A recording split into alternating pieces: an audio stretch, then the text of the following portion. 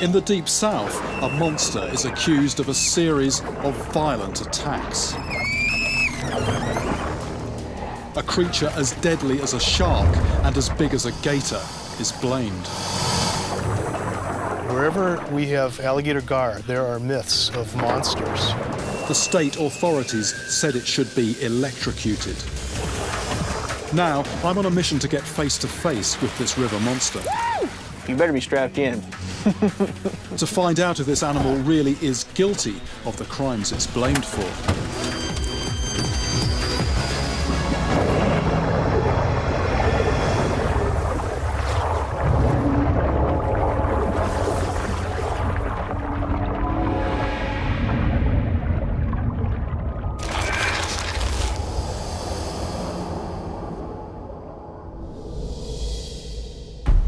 I'm Jeremy Wade, a fisherman and a biologist with a passion for freshwater giants.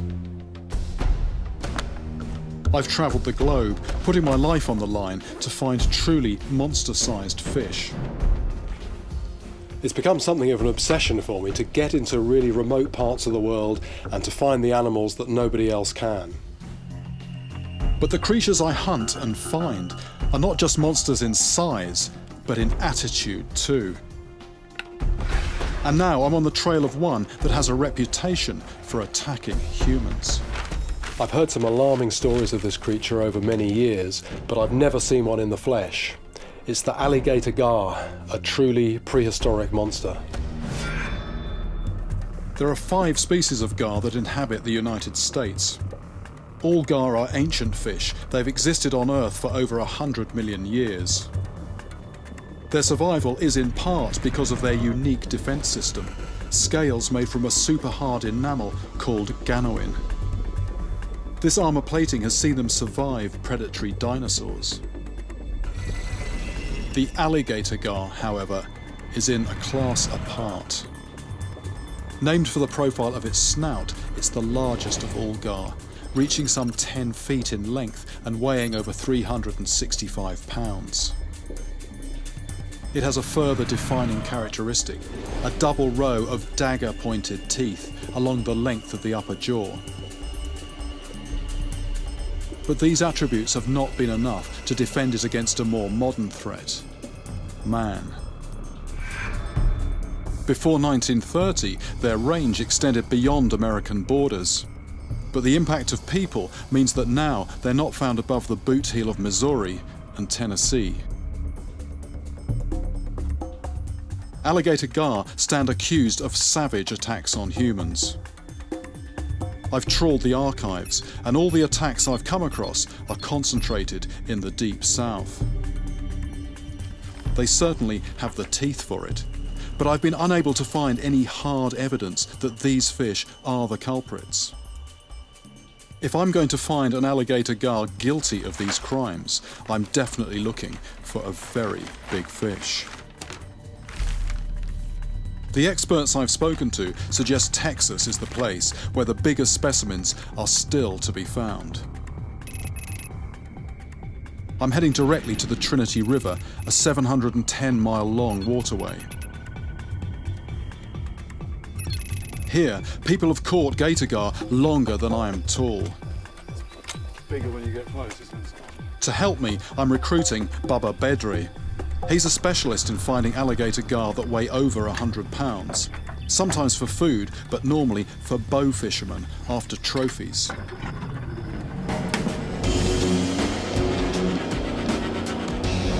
But I'm not planning to catch a fish for a trophy. I want to find out if this creature has committed the crimes it's accused of. Bubba is taking me straight to a section of the Trinity that he believes holds the best hope of finding large gar.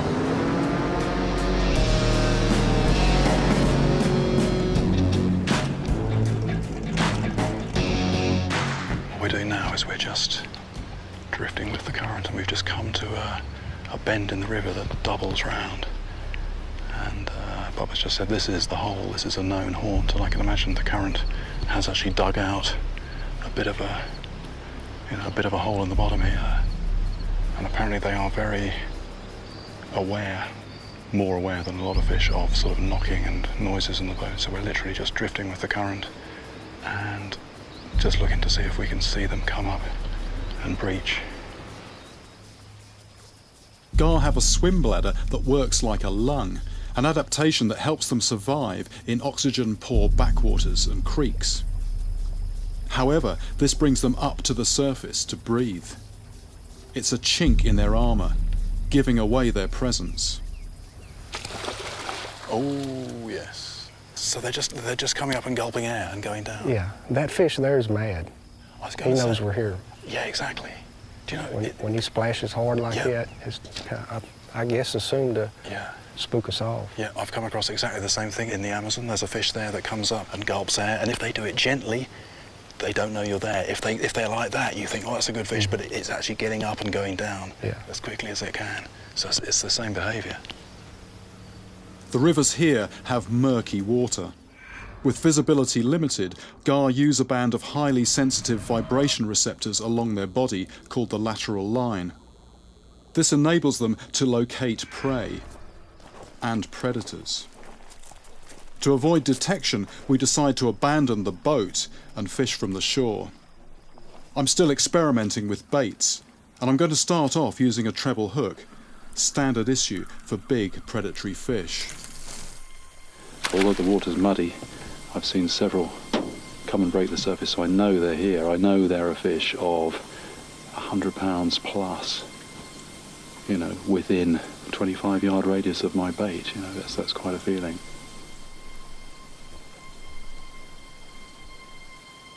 It's one of those moments in fishing where things can go from being very quiet, like they are at the moment, to, you know, suddenly you can have an animal over 100 pounds on the end of your line, trying to pull you in the water.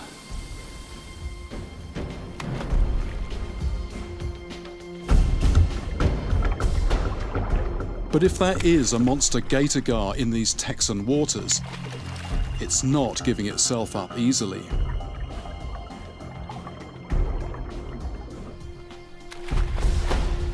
If I'm to find one that fits the crimes it's accused of, it has to be at least as big as me. A real river monster.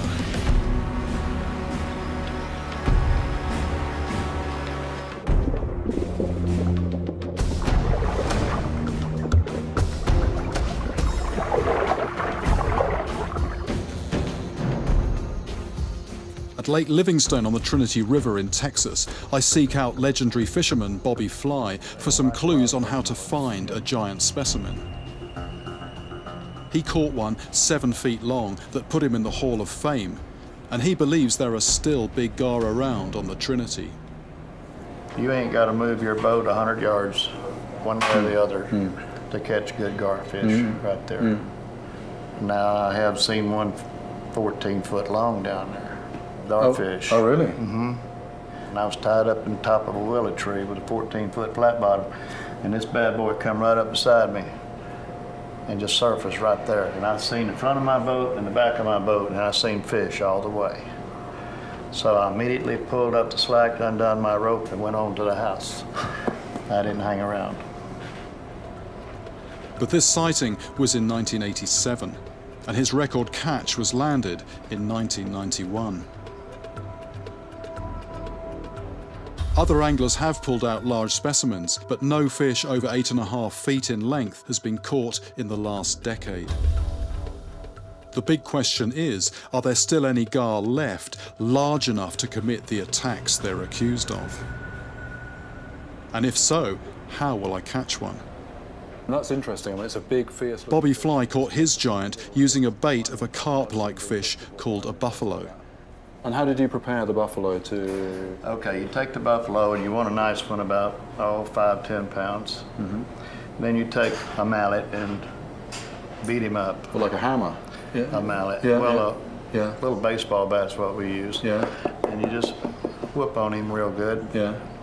And then you take your claws, your fingernails, and you just get his tail, and you just strip the thins off. Yeah. And then you cut him up in little bitty squares, like 1/4-inch squares. Right, okay. And the blood, the reason why you beat on the fish with a mallet Yeah. is to get that blood all into the meat. See, because that's what they're smelling when out there. They want that blood. You just put it on that hook and throw it up there. That's all very interesting. All I've got to do now is go out and try and get something similar size. Something close to that will make me happy. I think I'll be... Well, you will. You will. There's some big ones out there. Yeah. You go down there where I told you to go. You'll be all right. Bobby Fly's optimism about the size of these fish is ringing in my ears. But I'm still unsure whether this fish is as aggressive as its reputation suggests. I've heard many stories of these fish attacking humans, but one particular incident sticks in my mind. A really gruesome report from the neighboring state, Louisiana. Try and catch me! On a warm, humid spring day, a 9-year-old schoolgirl, Elizabeth Granger, and her 13-year-old brother, George, are playing on the shoreline of the lake.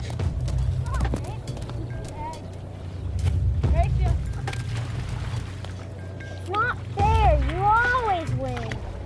Elizabeth, only a few feet away from her brother, dangles her feet in the water. You always win, you always do.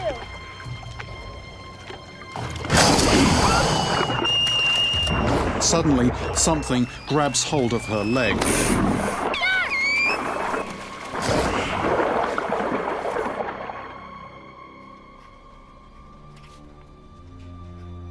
Dr. Robert B. Payne has worked as a physician for almost 40 years. But he has never seen wounds like this. What have we here? My goodness. The press report George's claim that what attacked his sister was 7 feet long, and that he believed it to be a garfish. In his medical report, Dr. Payne describes the wounds as being like coarse needles inserted in a board.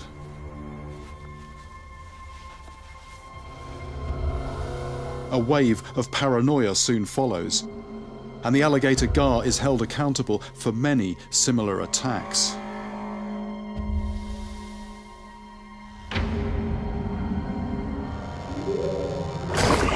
Although this was a well-documented event, the identity of the attacker rested entirely on the testimony of a 13-year-old boy. But was an alligator gar really the culprit?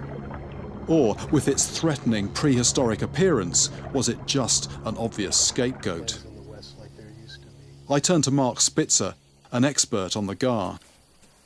You've got a sort of an inch thick or so. Is that what you...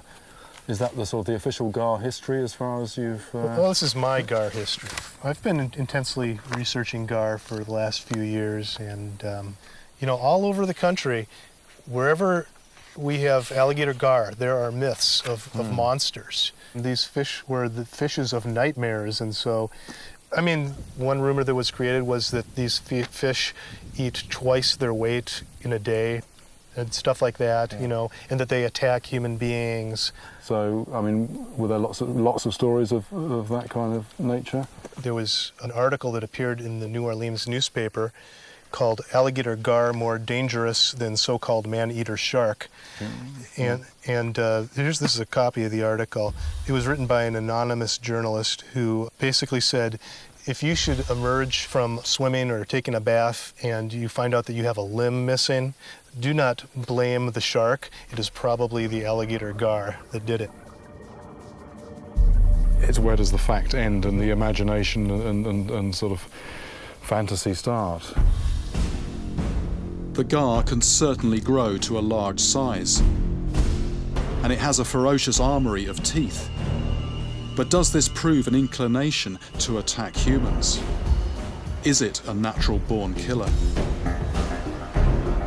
I need to find hard evidence. Using the advice of fishing legend Bobby Fly, I'm going for a bait of buffalo fish. This, I hope, will let me get my hands on the alleged culprit. but I'm learning on the job. My best hope is to try and get into the mind of the gar. I've only been here a very short time, and because so few people fish for these fish, you know, it's a big, ugly, stupid-looking fish, so let's use fairly basic tackle. And, you know, normally it's a thick bit of wire, some heavy line, and a big treble hook. I think they're actually quite sensitive. You know, you can still be sensitive even if you've got a sort of a bony mouth. And I think thick wire, they could feel that when they're chomping on it. And I think a treble hook as well. You know, there's a nice, soft, succulent bit of fish, and there's something else in there. Now, what's that? And I think they could spit it out. So I'm using a single hook, and the thing about that, it can just fold down nicely. It's not sticking out like, you know, 3 points on it. Both Mark and I cast lines into the river, but it's the bait on the single hook that gets picked up. Something's got it. It's moving right to left. Is it? Yeah, it is. I need to let the line run very freely to avoid the fish realising the bait's attached to anything. It's a bit of a battle of nerves, this. Something's taken off. It's on the end. It's stopped. It's off again. It's off again. Yeah, going. That's good. Good sign. Right, it's going to be very soon.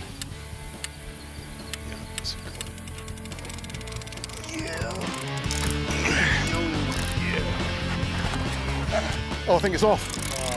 Oh, no. It's coming toward us. That's a small, it's a turtle or it's a small fish. It's coming in It's a very little easily. gar. Is it a needle nose? Look at that greedy thing. That greedy thing. Ah! This gator gar has eyes bigger than its stomach. But at 3 feet long, it's a chance for me to test whether these fish have an aggressive character.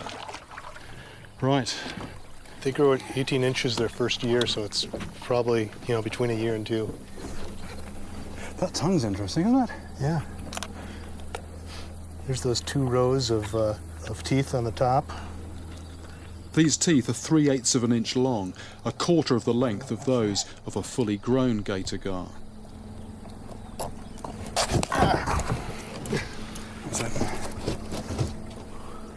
Oh my God, you got bit, huh? I was just in there trying to get the hook out. Score 1 for the fish. Yeah. It's a very young alligator gar with a big appetite. I'm just going to lob him back in the water. Whoops! Back in the water.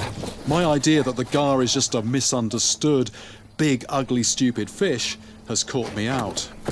Maybe it does deserve its reputation after all.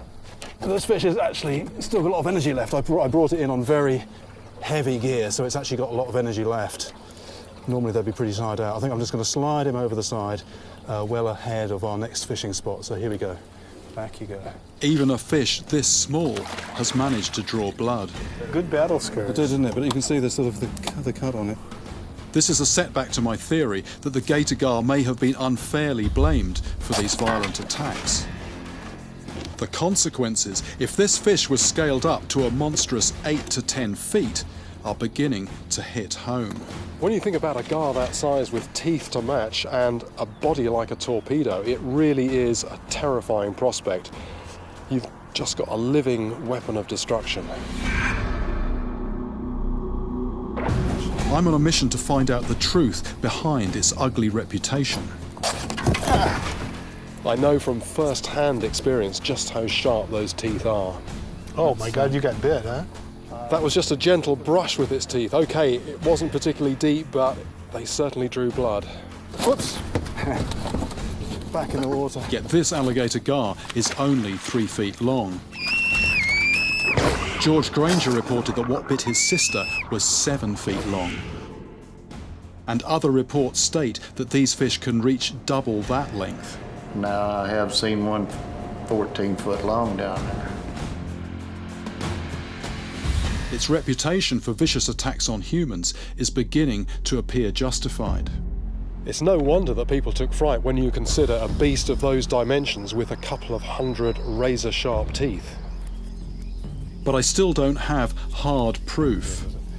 I believe the jury is still out. In past times, for many of those living in the Deep South, this was a fish guilty as charged, one that should be eradicated from all rivers and lakes. So they took it really seriously then, the whole business of let's clear these things out of the water. They're an abomination. They're not fit to sort of share the planet with us. They obviously look guilty, therefore they must be responsible for these occasional incidents where someone gets their leg bitten or whatever. But where's the evidence? Basically, they look scary, and so that added to people just wanting to run them out of town, and so they were run out of town. I mean, I heard of, just sort of heaps of them up on the, Yeah, bulldozered piles, lots of people shooting them, just a very despised, hated fish. In 1933, the Texas Game Fish Commission began a campaign of extermination. They built an electric gar destroyer rigged with a 200-volt electric net to kill the fish. Over the next 3 decades, millions of gar were destroyed in an effort to be rid of them forever.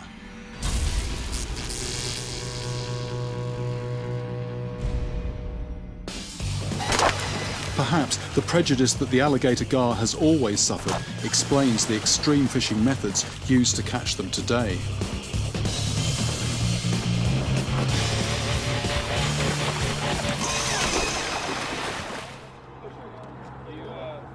Unless they get the protection they need to reach full size, giant alligator gar may well be wiped out.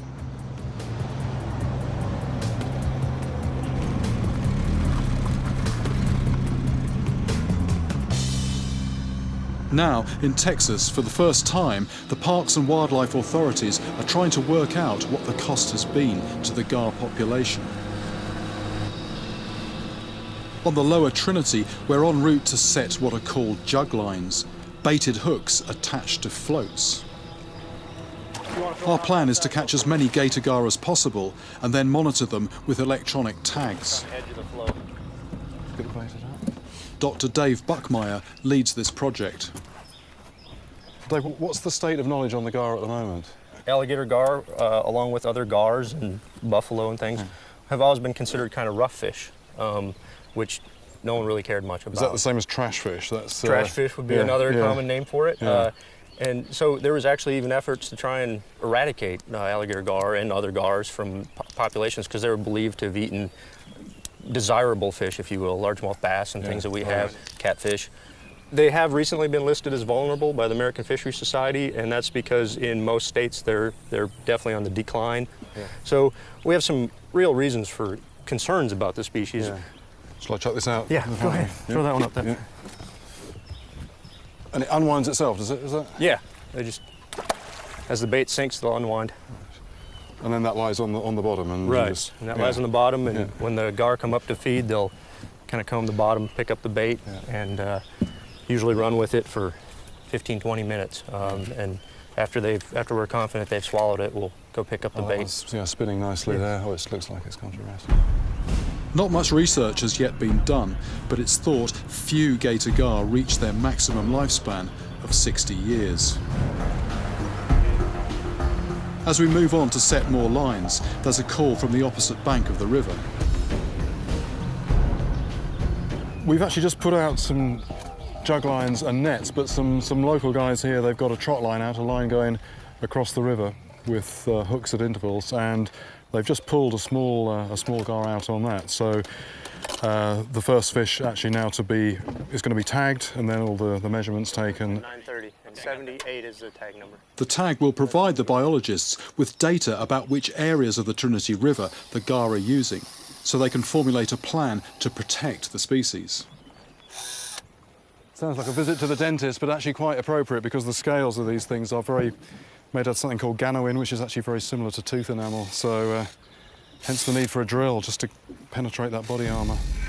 Engineered like medieval chainmail, the gar's suit of armour is built from thick diamond-shaped scales, providing a formidable defence against attack.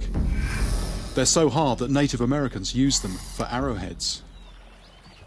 And the fish, I can't even feel it tensing, it's just lying here very, very calmly. Wet towel over it, over the eyes as well, quite important. It's just come out of a very muddy river where it can't see much into the bright light. Unlike my last experience, this young gar displays no aggressive behaviour. you'll read that number, the top number. Okay, this is 44433. We're gonna just let that one go. Okay. The gar is released unharmed. Oh, I guess he wanted to go. He wanted to go. The electronic tag will now send a signal to a series of receivers to monitor the fish's movements. We begin the process of bringing in the baited jug lines. This has actually moved quite a bit from where we put it in, but there's nothing on the end there. Well, there's something on the end there, but there's certainly not a live fish on the end. Yeah, that's still got the bait on. I mean, something obviously has been at that, but that's not a gar. I mean, you know, this river's full of turtles, and that looks like it's just been munched by turtles.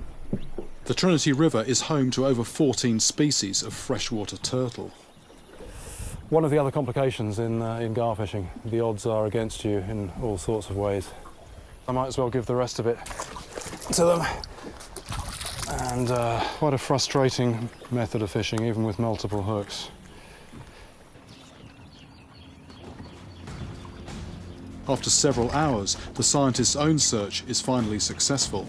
Yes, you want to grab the lead Nothing line on the there? jug lines, but one caught in a net, a 2-foot gar. I think other than that, he's There are no signs of any monster-sized fish.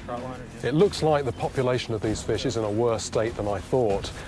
Maybe in the old days when these fish were literally everywhere, crude techniques would work. But now I think I'm going to have to develop an approach that is more precise and targeted. I'm determined to get face to face with a giant gar and find out the truth behind its monstrous reputation.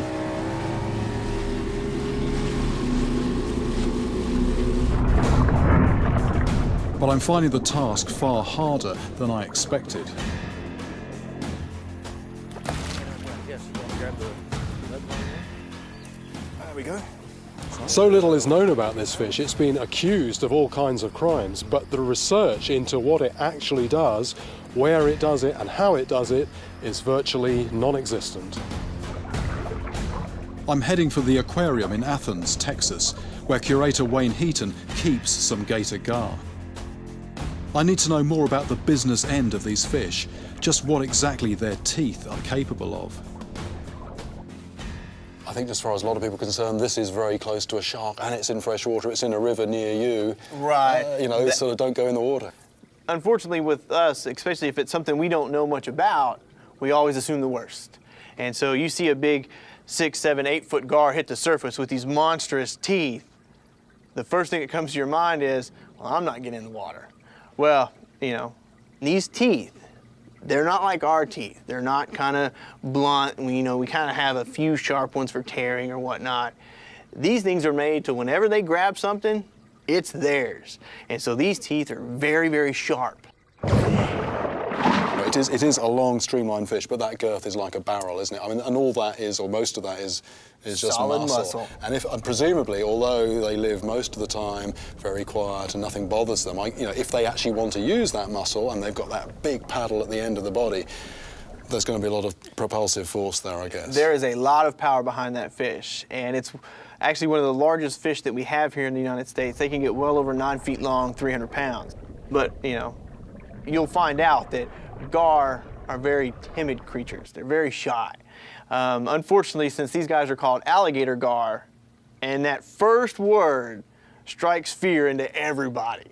And so when they hear alligator gar, they key in on that word alligator and think danger. And the reason the alligator gar has its name is not because it has the attitude of the alligator, but has a head very similar to an alligator. But that's basically where it stops. You've got a 9-foot, 200-pound scaredy cat until he gets hooked. Yeah. I wonder if perhaps they're a bit simple-minded and they're just sort of programmed, even if it's dead, they're still programmed to sort of like keep it clamped for a little while before properly swallowing it. When they grab it, they kind of want to make sure it's something that they're going to be able to swallow, so you might see them hold it for a minute to make sure that that's what they want, and once they decide to eat it, you'll start seeing them moving it in their mouth, and then to the point where they'll actually swallow it. But then once it's there, even though it's a big mouth, that process seems to be quite a slow process. Right. They will do it at their leisure. They're in no hurry because once they have that in their mouth, they know it's not going nowhere. So if it's something that's got quite a bit of fight, they'll just keep that mouth closed until it wears itself out to where they can swallow it. You're not gonna have something in the water to try to find the gar. You're basically gonna let that gar come to you. So, and he's gonna grab it, and so when he grabs it, you might not want to try to set the hook right when he grabs it, because he might be still deciding whether he wants it or not. But once he gets to where he wants to swallow it, and then you set the hook, you better be strapped in.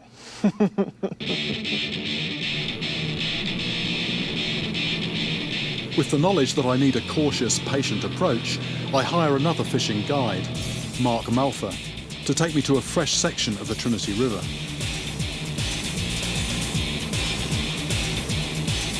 My plan, to hold off setting the hook until I'm sure the gator gar has properly taken the bait. That was definitely a fish moving off. Mm-hmm, for sure. Not a damn thing. I've just had something playing with the bait on the end of this rod for about half an hour. Took a few feet, stopped, the line twitching, did that a couple of times. No real long run, but decided just to tighten down and try and set the hook. And I was just winding down to feel the fish prior to setting the hook, and didn't even feel the fish. It just the bait coming in. So yeah, getting on for half an hour. The local technique of shooting gar with bow and arrow can be quicker and easier, but this is not my style. I'm determined not to harm any fish I catch, but it can be a frustrating experience. What do you think? Is this going to put it off? It might do, mightn't it? I'll let it. Yeah. I think it's actually going faster than the...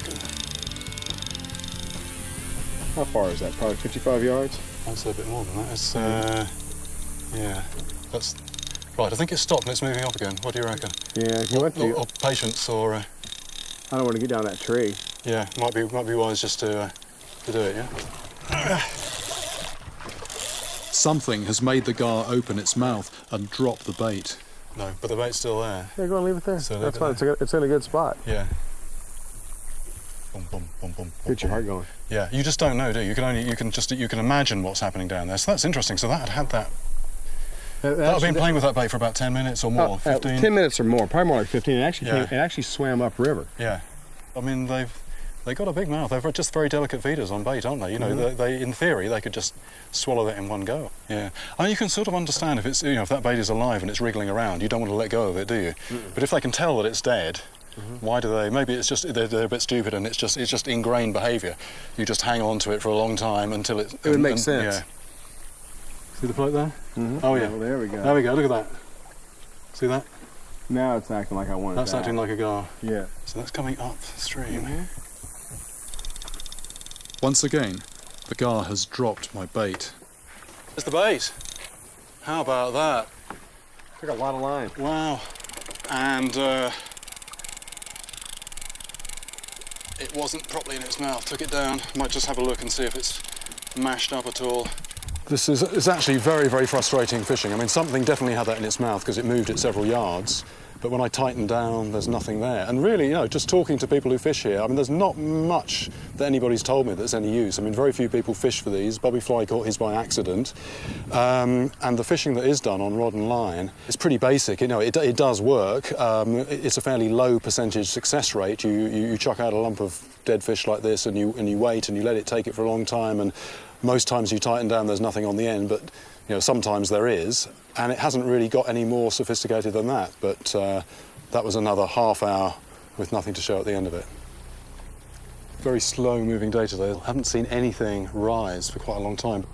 So all I'm going to do, I'm expecting that actually whatever it was has gone away, but there's an outside chance there could be something sort of sat on the bottom there with it in its mouth. So what I'm going to do, I'm just going to tighten each one, and if I feel resistance, I'm going to sort of yank on the line, and it's an outside chance there could be a fish on the end, but I'm not expecting it. But good to go through the motions just in case. So tight.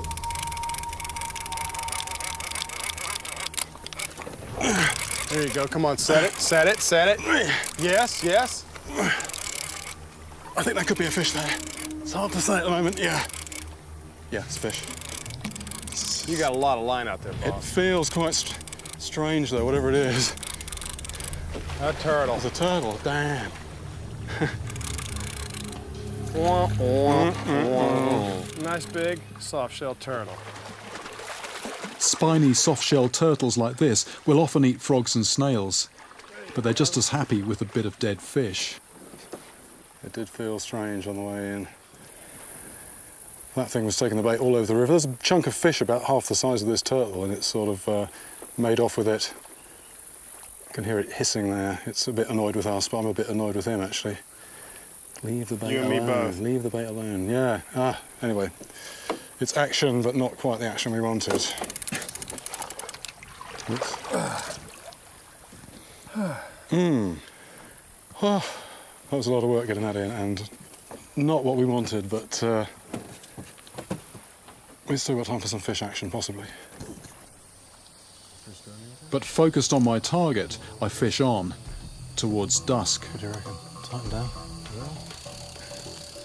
Right. Normally, gar are caught before the water begins to cool down, well before the sun sets. That's gone up. It's gone up again. Most guides give up fishing by mid-afternoon. Set it. There we go. That's it. Please be on it. You feel something? Yeah. That's a fish. Ain't no turtle. Oh, yes! Oh, it's gone under the boat, under the boat. Keep the tip away. That soaked me. I'm here 4 feet above the water and I got a splashing. Yes! Finally, it seems I am going to get face to face with my river monster. After fishing for 12 hours straight, just as dusk turns to night, I set my eyes on the giant fish. It's pulling down. Look at that rod tip. Let's get him up.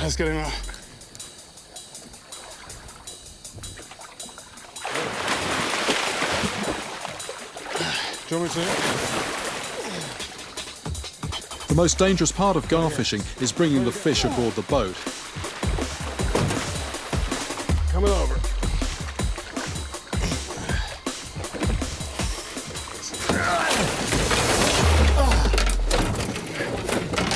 Oh, there we go. That's what we wanted. That's exactly what we wanted. That is exactly what we wanted. That's a proper size fish.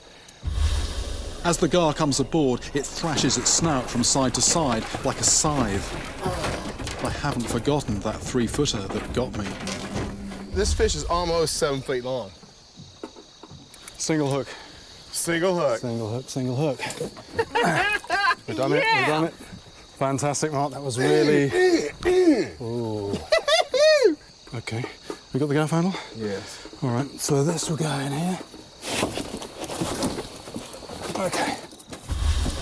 The teeth of this gar are another ½ inch longer than those that scarred me earlier. I think it's 123 pounds. Good. Yes. Finally getting my hands on the fish and seeing it face to face, I can begin to weigh up the evidence. Actually laying hands on this prehistoric beast. This is fantastic. I mean, this is the creature that I came here to see. I mean, you hear people say, like Mark, that, you know, these things, they won't just devour a bait, they're so fiddly. They will just sit and chew it and maybe spit it out. I've had fish take 100 yards of line even, 15, 20 minutes, you tighten down and there's just nothing on the end. Gar don't bite pieces off their prey. They only eat what they can swallow whole. This puts humans off the menu. For all this fierce reputation, they do seem to be, they certainly look the part, but I'm not sure that they actually act up to the part. Ooh, what a thing, what an animal. This gator gar seems too gentle-natured to cause deliberate harm. Interesting that here's the bait. It's not, it hasn't taken it down. The bait is, oh, here we go, there we go. Yeah. Yeah, girl, don't worry, you're going back in the water in a moment. Yeah, maybe we'll throw that after as a little consolation. But no, it's interesting, when it just did that, the whole upper jaw sort of expanded, didn't it? When it actually came up and You can actually see the gaps where there's actually flesh in between and the head's allowed to expand. Yeah. Right through these two little veins, right through here and up through here. You see that separation from the jaw? See how that actually gives? There's flesh in between these areas. as well as up and through here. See that? Yeah. This is solid, solid. Right here's flesh that attaches the joints, so it allows the head to flex and move. The skin that joins these armoured plates allows the gar's jaw to expand. But not so much that it could consume a person or even a human limb. It's very tempting just to keep it out and admire it, you know, but I think, you know, what is important, although this animal is an air breather, I think it is very much time to get it back in. So I think one last look and back in the water. Up. Oh, see how it's doing? Okay, yeah. You got it? Okay. Very hard to hold. Hey, and you got the heavier end. I've got the heavy end, I've got the bony end. This female gator gar measures 6 feet 8 inches. She's longer than I am tall. Then, once again, the gar draws blood. She has a 14-inch long mouth full of some 500 teeth. That's not actually the teeth of the animal, that is the back of a scale or some scales. Slicing across. Yeah, as the fish, my hand, with the weight of the fish on my forearm there, the fish just slid back, and I'm sliding that way is fine, sliding this way, the points of the rear points of these triangular scales stuck in. The Native Americans used to use them as arrowheads, and I can sort of see why now. I've got a big old scrape down my arm there from the scales. Anyway, should we get... I believe I've seen enough to clear the gar's name. You've got that, yeah? It's time to return this specimen to the wild and reflect on other possible suspects. Okay. Lift it up. Okay. Ta-da, baby. There it goes. There it goes. Excellent. Wow. Okay. Has the clue been there all along? In the very name the alligator gar shares with another predator. If you put legs on that, it would just be like an alligator. It would get up and walk. Is the real culprit the animal it could so easily be mistaken for? The American alligator.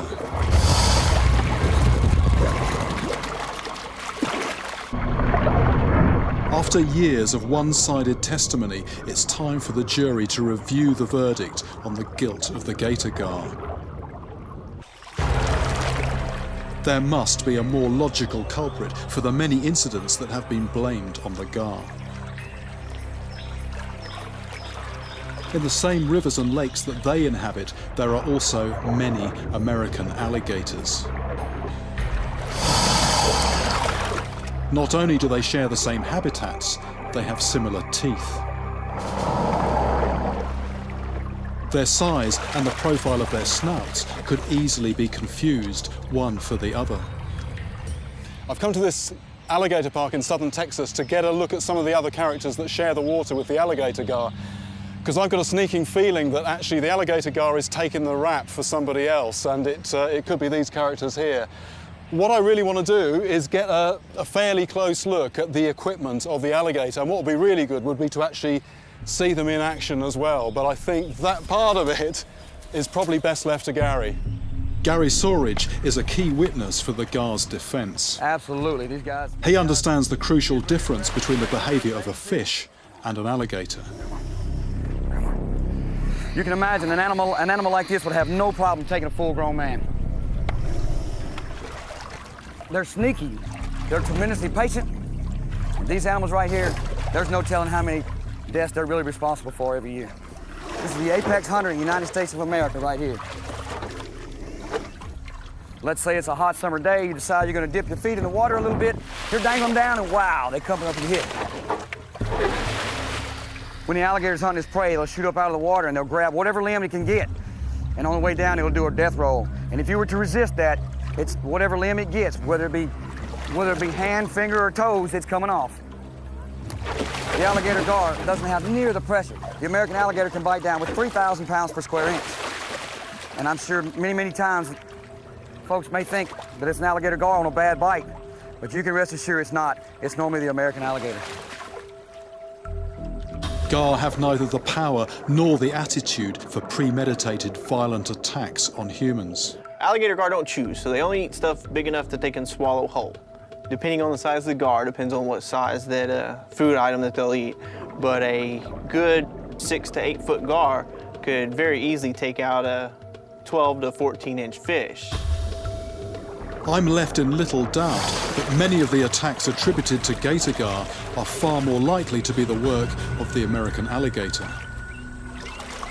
I've heard all these myths about the alligator gar, you know, ripping people's legs off, chopping alligators in half, generally terrorizing the neighborhood. But what's interesting is, since having come here and spoken to people who actually know about this fish and having spent some time myself on the river, I've got this idea that it's actually just got a bad PR agent. I think it's a bit of a pussycat. It just so happens that here is a tank with some very big alligator gar in, and this is actually my chance to test my theory for myself.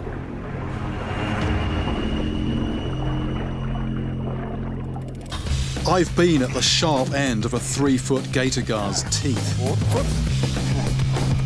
Back in the water. I've felt the muscle power held in the serpentine body of a 6-foot, 8-inch monster. I think it's 123 pounds. But now, I've got to walk the talk. I've got to venture into the gar's own underwater world.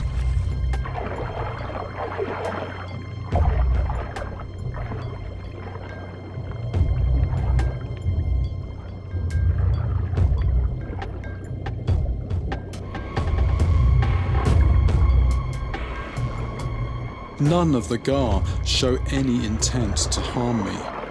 In my view, it's the alligator gar itself that has been the victim.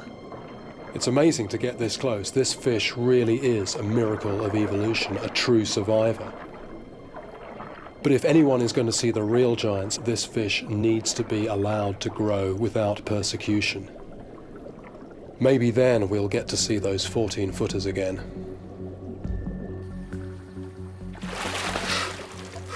Whoa! That was an experience. Oh, I have to say the size and the aspect of those fish, though, when I first saw them, was really quite intimidating.